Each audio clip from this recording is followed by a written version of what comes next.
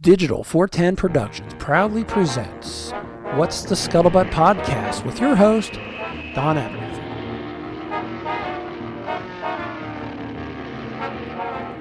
What's up, everybody? Thank you for joining us for another episode of the What's the Scuttlebutt Podcast, your favorite World War II based podcast. Today's going to be another one-on-one interview with myself and our guest today, Mr. Glen-Fleming, joining us from Texas, where usually our co-host, Jeff Copsetta, also joins us from. But as I said, today is a one-on-one interview. First and foremost, Glenn, thank you so much for your time, and thanks for joining us today, sir. Hey, no problem, man. Thanks for having me. You've had a very long, storied career, but I found something on your Instagram page today that I wasn't aware of, and I want to talk to you before we get into the World War II stuff. Yeah, sure, man. Are you still working in radio, or when did that happen? No, when I got out to drivethanks.com, the Wi-Fi out here is pretty iffy. I did it for a little while, but it just didn't work out, so I stopped doing the radio show. Which kind of sucks because I really enjoyed doing radio. Were you doing it over an ISDN line? Yeah, I was just doing it over my phone, man. There's very little phone service out here, and it kind of sucked. I really enjoyed it, man. I like doing radio a whole lot. Oh, I loved radio. I actually worked as a producer for terrestrial radio for 6.5 years. Crazily enough, the show I worked for, they're a legacy show. This is unheard of in modern day radio. They have been on the same station since 1993. Same team. Wow. Number one afternoon show around here. Did it for like 6.5 years. Loved radio. You and I are old school guys. We grew up listening to radio, talk radio, Howard Stern, Anthony Openy, all that stuff. And just, we loved radio. But sadly, like TV, we've all seen the commercials for the Discovery Plus, the Disney Plus, everybody's going to streaming service now because much like radio has been, fighting Pandora and Spotify and all that, TV's doing the same thing. And I don't know, I think cable television and satellite TV, as far as we know, will be gone within 5 to 6 years. It's all going to be streaming services. I kind of agree with you on that, man. I mean, it's cable TV, no big loss there, really, man. But, the other stuff. Yeah, there's a lot of history behind radio, and it's kind of sad to see that go the wayside. Radio will always be there, especially down here in Florida, where radio gets its re-immersion every few years is when we get hit with a hurricane. And like 3 years ago, I was without power and water for 16 days. And wow, that sucks. Obviously, a lot of people were, especially younger cats, like 18, 20-year-olds, they were being introduced to radio for the first time because they would always stream their stuff, and now their parents are getting the FM radio out of the closet, popping some batteries into it. And we would get calls from new listeners all the time because I still worked in radio at the time. Like, hey, this is all new to me, but this is pretty cool. So radio will always be there as far as the emergency stuff. But definitely. It's kind of sad to see it go. So let's get a little background. One of the things I like to do when I have people on the show for the first time is get a little background history. And for you, especially with the theme of this show, my co-host is former military as well. I never served, but I know you were a helicopter gunner. Give us a little background on when you joined up and your times of service and how that kind of led you to where you are today. Yeah, man. I joined up in 93 in the Air Force, and in 97 transferred over to being a helicopter gunner. Did that till 2007, got retired. There wasn't really a whole lot of transfer between what I was doing and what gunsmithing and stuff like that. Gunsmithing has kind of always been my hobby, and just kind of right place, right time, a bunch of areas, and kind of fell into my lap. And of course, I was on the show for a while, did some TV, and did the radio show, like we said. And then that all ended up with me moving out here to the Ox Hunting Ranch and working at drivethanks.com. It's a really cool place to be, man. I'm really happy about it. Yeah, I see a lot of great photos on your social media pages and all that. When you were in the Air Force, what was what equipment were you flying on? I was flying on the MH-53J Pablo. It was an Air Force Special Operations helicopter. It's the best job in the world, man. I'll never do anything that tops that job. I mean, people come down here and they're like, "Oh, you got the best job in the world." I'm like, "No, second best." Had it, moved on to the second best. Yeah. What got you into the World War II firearms? I saw that you've worked on MG42s, MG43s, STG44s, STG45s. How did you get into the World War II? I guess maybe if you're going to be a gunsmith, you're going to need to learn how to work on all that former equipment, right? Yeah. I've always been into the World War II German stuff. I just really like mechanically how they operate, specifically the MG34. I actually love that gun. It's a really, really cool gun, right? It's just a work of art. It's complicated as hell, but it's really neat. Um, so I kind of transferred that when I got out the military. I started gunsmithing, just working on, shotguns, hunting guns, pistols, stuff like that. And my boss at the time had a SOT. He was a manufacturer as well, so I could open up my horizons. And I built an MG42, and that kind of took off from there. It turns out I was really good at building machine guns, so I just started building them, started working on them for people, and just kind of went from there, man. It kind of exploded. It kind of worked out really well for me. I would assume with the internet and the availability of content now, it's probably easier to come across some documentation when working on a firearm for the first time. But back then, in the early 2000s, where does one find paperwork on how to appropriately rebuild an MG42 that's been demilled and cut in half? I mean, how? Well, you just kind of have to figure it out from all the parts. I mean, like, say your MG42 is, I mean, they're cut more than this, but say it's cut like right in the middle of the receiver. And it's never a clean cut either. It's the biggest hack job too. You used to get plasma cuts, but now they're all torch cuts, and they got this much removed and stuff. But you can put the top cover on between the front half and the second half, and that's going to give you your distance on the receiver for how big your cut is, because you're never quite sure. When I started out, there wasn't really any blueprints out or anything like that. So that gives you the proper distance, and then you just jig it up and weld it up from there. What about head spacing and all that? I mean, obviously, when it comes to the battery and the thing not blowing up in your face, you got to have that head spacing exactly correct. Yeah, on some guns, again, you can use the parts to figure out the head space of it. The 42 is a little different. You use the camming piece, and that's what sets your barrel. That's the part where your bolt, actually the rollers come out and lock into the barrel. So you can use that camming piece for a good idea of your distances and stuff like that. Now, I know you say you enjoy German weaponry, and you've rebuilt quite a few of them. Out of all of them, which one was the biggest pain in the ass, or what you would consider over-engineered? MG34, hands down. Really? Oh, yeah. The tolerances on it are really, really, they're slim. If you mess it up a little bit, you've messed it up a lot. And I mean, for instance, the bolt has like 30 pieces in it. Just the bolt has 30 parts in it. It's a really complex gun, but it's a lot of fun to work on. And when they run great. Obviously, it's kind of hard to quantify this verbally, but what was the big changes between the 42 and the 43? Oh, well, the 42 and between the 34 and the 42, there's not really much in common beyond the caliber and the belts that it uses. I mean, the 42 has rollers, kind of delayed roller action on it, and the 34 has a rotating bolt head that goes. There's rollers in it, but it rotates as opposed to coming out. The other kind of similarity between the two is the way the gas is trapped to work recoil. It's up in the front. There's a little booster that traps the gas between in the little cup between the booster and the barrel, and it pushes the barrel back, thereby unlocking the bolt, and the whole recoil process starts. Do you have much experience working on M1 Garands? A little bit, yeah. The reason I ask is obviously with our World War II based podcast, a big part of our audience, and myself included, we're living historians, i.e. World War II reenactors.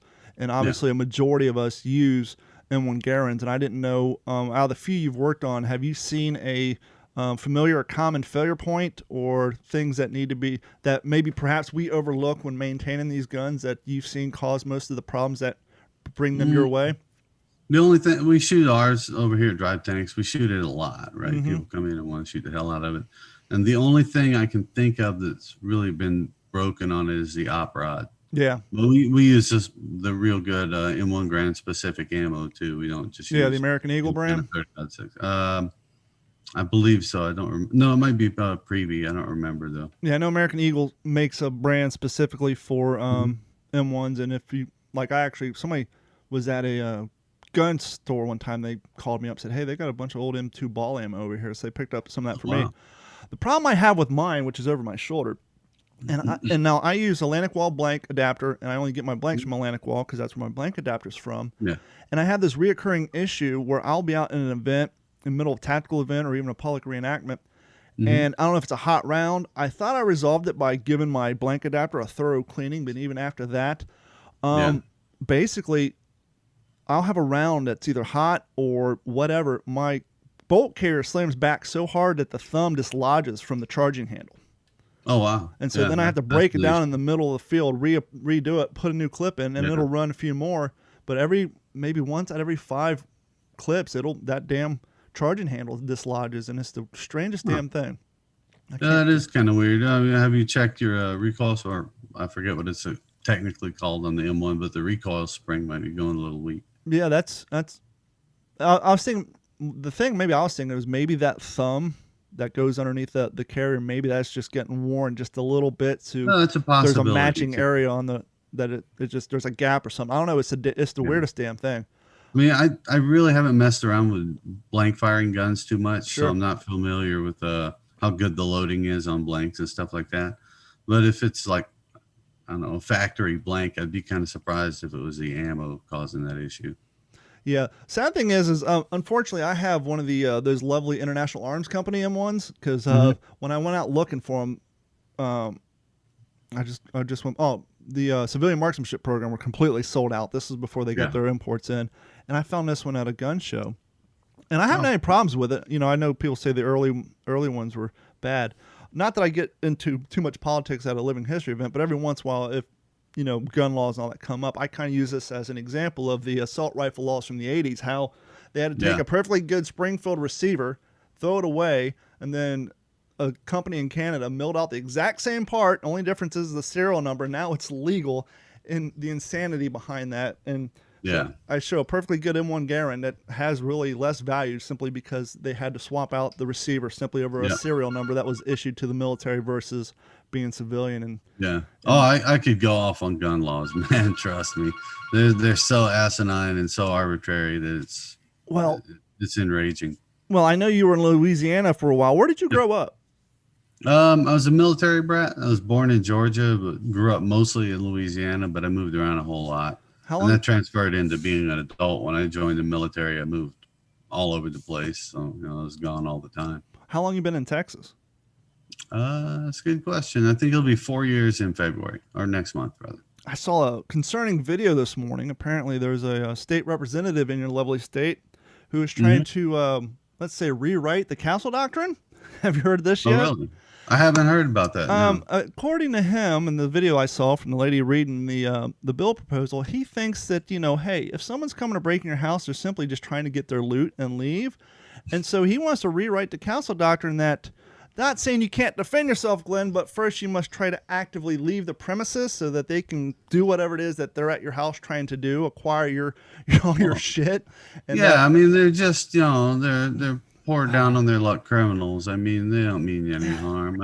I saw an interview with I think it was a full-on representative, a U.S. representative, that he said something to the order of, if somebody broke in his house, he wouldn't shoot them. He'd try to sit down and talk with them and see where they're coming from, and because sing Kumbaya or something, Nothing a good hopped up meth addict or someone on heroin withdrawal who's trying to get a quick fix. They'll appreciate the talk, no doubt. They're all about, when you're Jones and you're all about a nice sit down and have a nice talk with a complete stranger who may change your ways. Yeah, maybe make him some tea. That'll cure the DTs, So you got the invite to come be the gunsmith over at World of Tanks, or is it DriveTanks.com?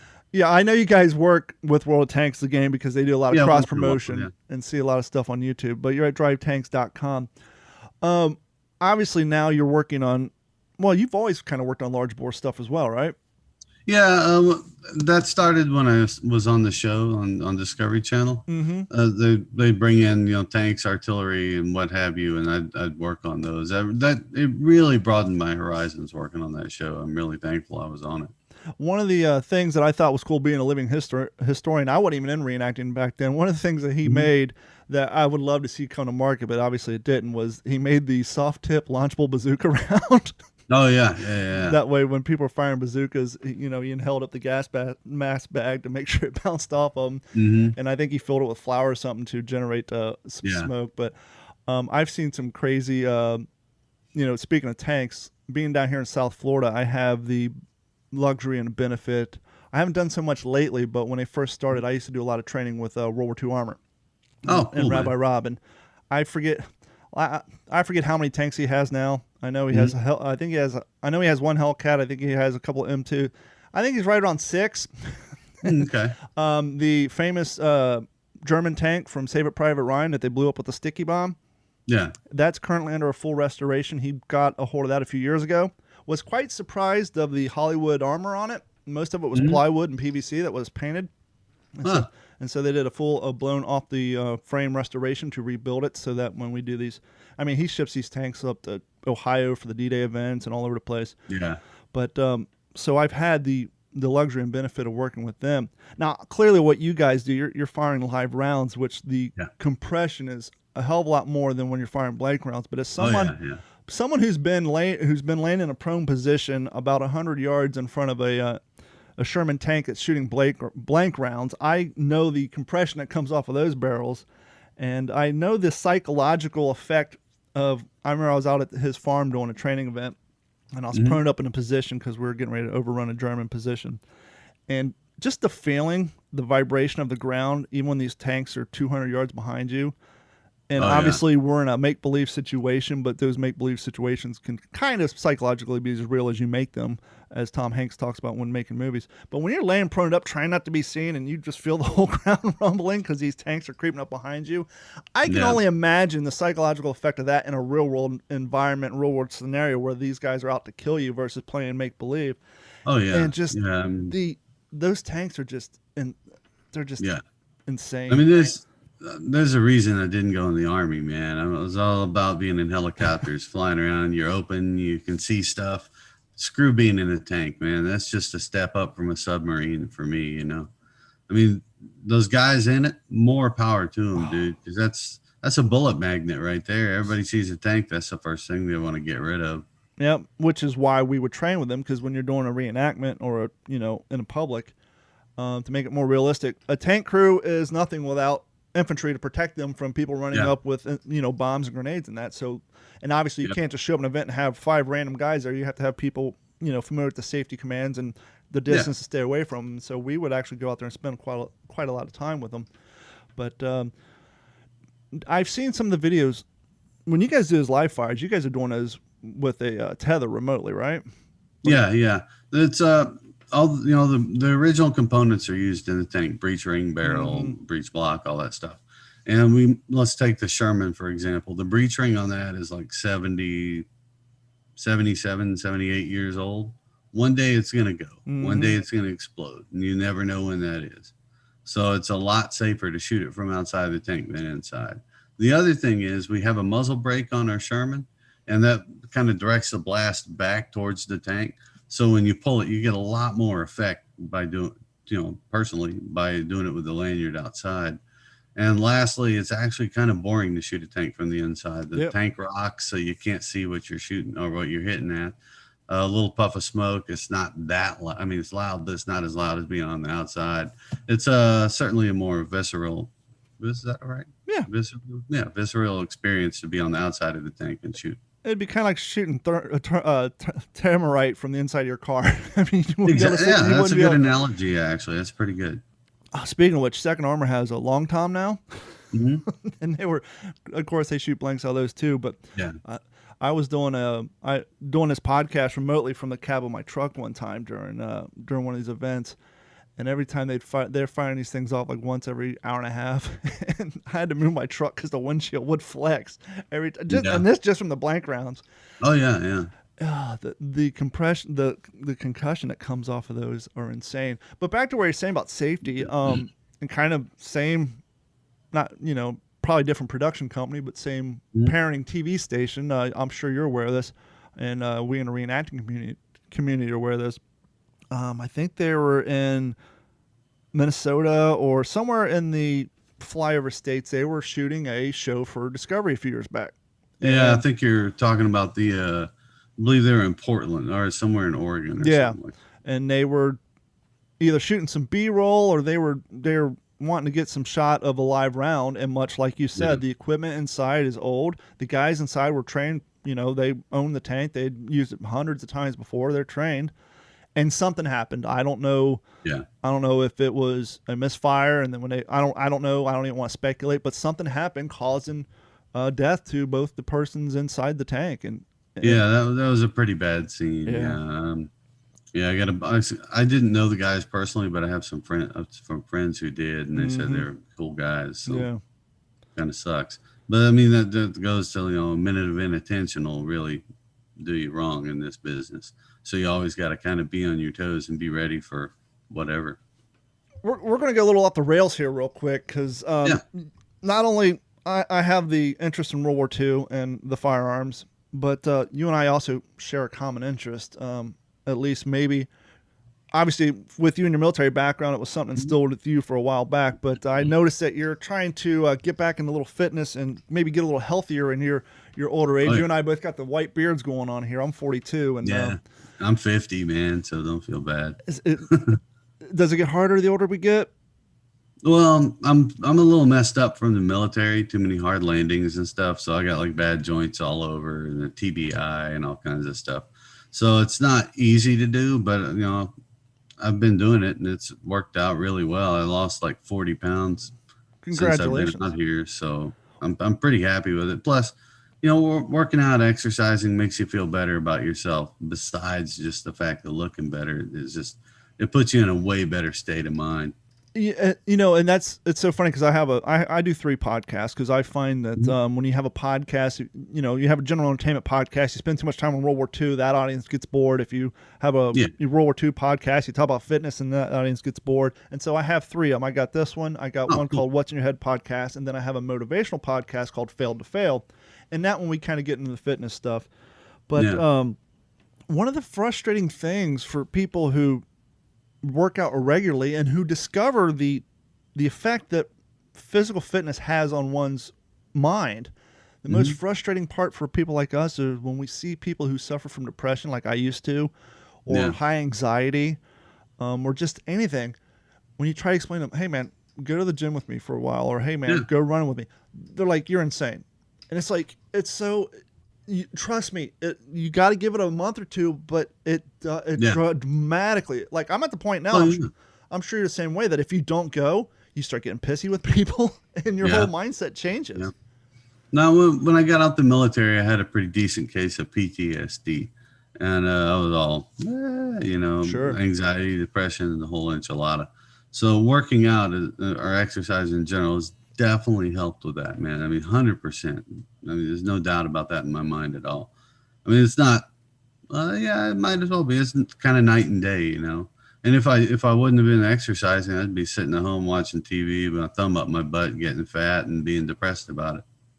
I was one of those cats who was always super skinny, to the point that when my parents got divorced and my dad took me to the doctor because he thought I was not being taken care of properly by my doctor said, no, he just got a fast metabolism. I'm 6'5". I weighed 175 pounds until I was 25 years old.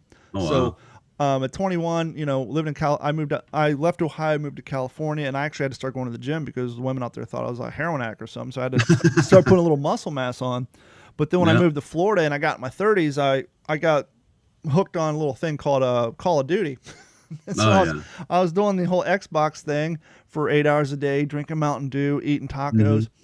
At my biggest, I got up to 243 pounds, and I was shopping for a size 38. And then I had 2 kidney stones. And at the time, I was working in radio. I was doing because professionally now, I've been running an IT firm with my father since 2004. But at the time, I was working in radio and doing the IT work. So I was getting up at 5 in the morning, working until noon, going to doing radio until 6 o'clock at night, and then sometimes going back to work. And so I was drinking like 3 Mountain Dews, 2 Monster Energies, 5-hour energy, and I ended up in a hospital with the worst pain ever. If you ever find that, that time of the day when you wake up in the morning and your body starts producing its waste and you're ready to offload? Yeah. If you find around 4 in the morning, you can't urinate or do anything else, and you get a sharp pain in your stomach, and you've noticed you've had lower back pain for the last 4 or 5 months, turns out it's a kidney stone or 2. The only time in my life I have vomited from pain. You'll find yourself in a fetal position in your bathroom. And so long story short, after that, that's when I changed everything. And I'm down. My walking around weight right now is depend on how much I run. I go from I'm 220 today, but I'll go anywhere from 220 down to 218. I think last October I got a wild hair at my ass. And I decided to run 100 miles in 1 month, and I got down to 207. But that's just for my height. That's just too insane. And so, but no, and it's where it's really improved in this subject matter is I have photos of me wearing the same uniform, my first ID uniform with the M1 jacket and the trousers.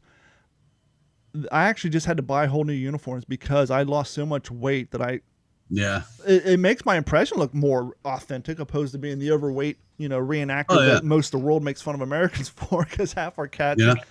Obviously, go ahead. I was in the same boat, man. I mean, I got out to drive tanks. I weighed like 190 something pounds, and can't squeeze in the hatch.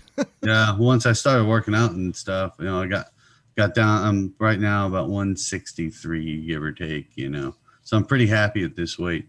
And again, the best part about all that was getting rid of all my fat clothes and buying new clothes that fit, I was real happy about that. And I've said this story before, but my brother, when I first started getting into fitness, losing weight, he's like, "Oh, you're one of those douchebags now." I'm like, "What douchebag is that?" He's like, "There's people who post pictures on Instagram you working out." And I said yes, and here's 2 reasons why. One, I started doing it. I would just check in, not even post photos. I would check in on Facebook at the gym just so I can go back and look at my timeline to see how often I was working out. But then I would slowly start posting pictures on Facebook, Instagram. And 2 things happen. One, people start talking crap, which the internet hates positivity. Yeah. And 2, I would get private messages from people my age saying, "Hey," and I've actually gotten some from other fellow reenactors saying, "Hey, if you can do this stuff, I can do it." And I've actually had people say, because of you, one of my veterinarian clients, she was like 30. She's like, "Because of your post, I started going back to the gym," and I think she's down 30 pounds. Oh, nice. And so I thought, well, that's cool. But I love the fact when people start talking crap on the internet because I use that as motivation to continue working out. Because I know as soon as I stop, they're like, "Oh, mister, I'm better than you. What happened? Why aren't you working out anymore?" And also when I worked in radio, I would get a little weak. I'd walk into the break room and one of the sales guys, "Yeah, go ahead, get that honey bun. I'll be an extra 2 hours at the gym." And it keeps me honest. So I would find by posting on the internet, even though people hate it, the fact that I don't want to give them the satisfaction of failing, it keeps me motivated to keep me going, and it keeps me honest. I've been pretty lucky. I mean, I don't have a lot of haters on Instagram and all that. I mean, occasionally I do, but it's the internet. Yeah. But I have gotten a lot of positive response from working out and advocating that kind of thing. And I have gotten some responses from people, like you said, that are like, "Man, I started doing what you do, and then it's worked out really well for me. Thank you." That kind of stuff, which makes you feel pretty good and makes you want to go hit the gym even more. Speaking of keeping honest, Grunt Style, for a while they had one of their breakoff brands. They had a shirt for their gym said "Reps, not text." And so I bought that shirt and I wear it at the gym just so, once again, to keep me honest. So when I have that shirt on, I won't even change the station on my Pandora because I don't want somebody to get a picture of me looking like I'm texting while wearing a shirt that says "Reps, not text." And so that keeps me motivated. Choose the channel, leave it alone, and go do your workout and get the job done. Yep, exactly. I mean, I work out in a gym here in Ranch, and I'm realistically the only guy who's working out at that gym right now. It's a cool little gym, great equipment, but it's not heated and it's cold, and I hate the cold. So it's definitely difficult to motivate myself to go do that sometimes. But the good thing is they don't have Wi-Fi at the gym, so I don't have to worry about screwing around on my phone or anything like that. What's the definition of Texas cold? Oh, man, for me, anything below 70 degrees, I'm freezing my nuts off. It's funny because I grew up in Ohio, so when I was a kid, we'd be at the bus stop. Once it got to 50, we were wearing shorts, but I've been living in Florida since 2004. If it gets down to below 60, I got hooded sweatshirts on. It's funny. It's been getting down to the light 60s now, and so I've been cracking my windows because next weekend I have a tactical event up in Georgia on a Boy Scout camp. No publics, just reenactors. We're going to have a weekend-long tactical event. That's cool. And I'm going to be sleeping in my pup tent on the ground. And last winter I was up there, and last time I was up there, at night it got into the high 40s. Oh, no. So, no. So sleeping on the hard ground under an 80-year-old pup tent in the high 40s being a Florida boy, even with 5 wool blankets. So that last year I ended up crawling into some of the Georgia guys' tents because they had a propane heater in there. But I've Mhm. decided this year I'm going to stop at Tractor Supply, get me a bale of square hay, lay it down at the bottom of my tent, and get my World War II sleep. Because when I do these events, I try to do what we're all supposed to be doing, which is living through their boots. And so you'll see some of these, and granted, we're all older because, well, this shit's expensive and most 16-year-olds can't afford to do it. That's why most reenactors are 30 and up, because we have careers and we can afford $200 boots and $100 trousers. But when I do these events, you'll see guys sleep on yoga mats. They'll have pillows. They'll have modern day. I try to, until my age and my body will no longer allow me to do it, which I've discovered if my body's good for about 5 hours on the hard ground, so I try to stay up late. But I use my haversack or musette bag, depending on the impression I'm doing, as my pillow. No modern stuff. So when I go, I have 5 wool blankets. Like I said, I'll get some square hay. I have an original 1942 pup tent that I sleep under, and I try to go as authentic as I can. The only thing really, as we say in the hobby, Farby, that I bring is and you guys can see it on the YouTube channel, I built a podcast studio in the box because last year when I went up to this event, I left my damn microphones in my garage. So now I made a box that looks like an ammo crate. All I do is simply pop the top, put my laptop in, plug the sound card up, and everything's self-contained. That's cool. But when it's taken apart, it just looks like an ammo crate. And so that's the only real thing. And I have another one that I keep my cooler in. But other than that, I try to not bring modern day stuff. Obviously, my cell phone and a battery charger, because the wife calls, you got to answer the phone. If somebody wanted to come out there to where you're at, how does that work? They go on the website, they register, you just go to the website. There's a couple ways to do it. You can go to drivetanks.com online, it's in the name, and just decide what you want to do from there and book an appointment there. Or you can call the main line, or you can call the Ox Hunting Ranch line and say, hey, I want to do tank stuff, and they'll help you set up appointments through that. We're pretty open now. I mean, quite honestly, we're a little slower because of the whole Rona thing, which kind of sucks. But we still have people coming out. Everybody's still having a good time. How did that whole thing start before we let you go? Did one of the guys just own a tank and said, hey, let's make some money off this thing? No, I was doing some work for these guys for a side gig they had, building machine guns for them. And one day they called me up and they're like, hey, man, we want a tank. Okay, so I found them a Sherman tank in Maine, and they bought it and brought it down here, and the hunting ranch was open at that point. They were just driving the tank around, having a good time. What variant is it? The client hunters were out here. M4A2E8. That's the one with the original vertical suspension, or does that got the horizontal suspension on it? I couldn't tell you, man. I'm the gun guy. It's got cool suspension, whatever it is. But anyway, the clients were like, hey, man, I'll pay you to go ahead and drive that. So it's kind of a light bulb moment. They just started buying more tanks and opened up drivetanks.com, and here we are. How many tanks do they have in their fleet now? 14 or 16. I don't remember right now. But we're getting more all the time, so it's kind of hard to keep track. They got different variants from different eras, or are they all primarily World War II? Oh yeah. We have we have Scorpion. We have a couple Shermans. We actually have a Stug 3 off D, which is really, really cool to have. It's got some battle damage to it. That's kind of neat.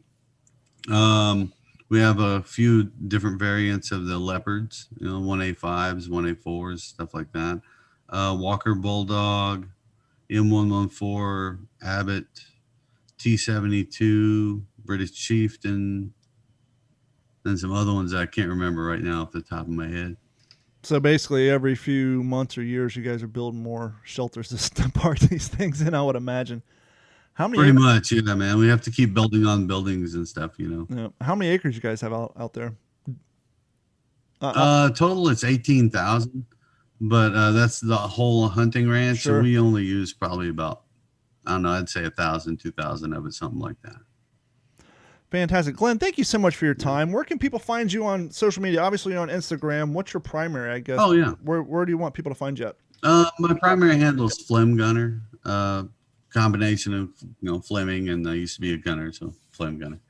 And I'm on Instagram. On Facebook, I kind of just do private Facebook thing. I don't do the public one anymore. And I'm also on Twitter under Flem Gunner as well. Now, I saw your YouTube channel today. Are you still doing stuff actively with that, yeah. or is that something you just kind of do from here and there? I haven't for a while, but I am going to start doing it again. I used to run one called the Gunner's Vault, which was a lot of fun talking about guns. Now I just do I think it's Glen J. Fleming or Glen-Fleming or something on YouTube. I subscribed to it earlier. A real eclectic sort of thing on there. Well, I mean, you definitely got you're at the location where big people like Demolition Ranch and the guys from Ridiculousness have come out and shot content. So I mean, you're there. So why not utilize that same content and get some more people over to your YouTube channel and have some fun with it? Yeah, I probably should. Honestly, I just never think about it. It takes a lot. Actually, I got a new camera. Thanks to our stimulus check, I got a new camera coming my way. Nice. So that I can. No, I might do that. That's probably a good idea. It seems like it'd be kind of fun. I'll give you a little secret what I just did because I'm a frugal guy. I have an older GoPro 3 which doesn't have stabilization. Most of my camera work I do with my phone because it's great. But I went on eBay and you can get a brand new GoPro 7, which is still 4K. It's the latest variant's an 8, but I got a brand new GoPro, never been opened 7 for like $230. I think a GoPro 8 retails like $400 brand new. And there's really not much difference as far as the quality goes. I have a GoPro 8 that I use for when I race my car. I put it in the back and, it just records all kinds of stuff. What do you race? So, Lotus Elise. Oh, so you're into car racing too, huh? Yeah, I'm trying to be. I mean, this last year kind of took a hit on that because nothing was open, too many restrictions and all that. But this summer, rather, I'm really hoping to get back into it again. What circuit do you usually race in? Right now I'm trying for Harris Hill. MSR. Yeah, Harris Hill out in San Antonio. It's got a nice place. The buy-in's a little expensive, but it's nice. There's also a driveway up in Austin, and Circuit of the Americas is open every once in a while too. It's novices and stuff. Well, if you're ever out in the San Antonio area, have you been down to Fredericksburg?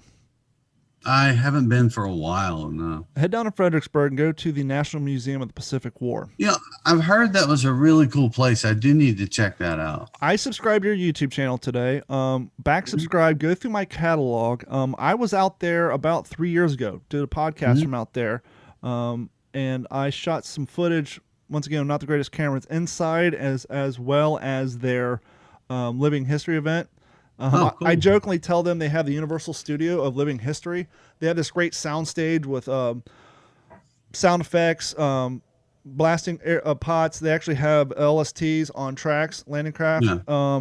They have a working flamethrower that they use at the end of every event. They basically blow out the cave. And I remember I was laying dead on the second tier down, and the heat coming off that, even though the stands are 200 yards away, just everybody in the crowd, you can just feel the heat rolling down. Yeah.